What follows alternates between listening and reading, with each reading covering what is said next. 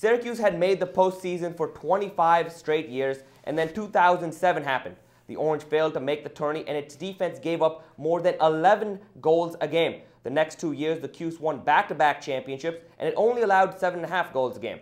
A big reason why was the man from the OCC. Our Scott Grodsky tells us which player might fill the gaping hole left in the D.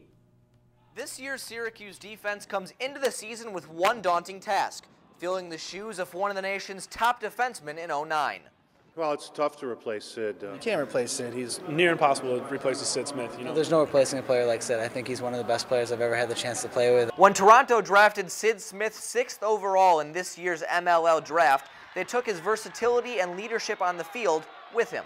Well, he not only did a good job covering very good attackmen, he was great in clearing situations, very good in unsettled situations, and he was probably the most vocal communicator in the group last year. One time last year, it's one of the funny stories I talked to Sid about, is he actually took me and pushed me with his stick to where I needed to go, and you just don't get that out of a lot of guys. Smith's spot is now one of the team's most heated competitions between a pair of veteran defenders.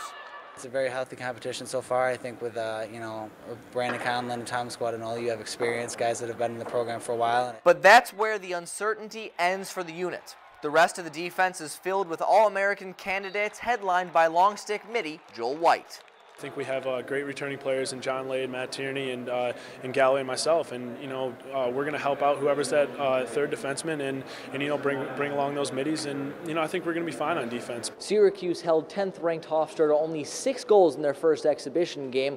Conlon and Guadagnolo both saw playing time, and as far as which one of them will be starting, well, we'll have to wait until the Denver game to find out. Reporting from Manley Fieldhouse, Scott Grodsky, CitrusTV. Thanks, Scott. Next Friday, the Orange officially begins its quest for a three-peat against the number 18 Denver Pioneers in the Dome.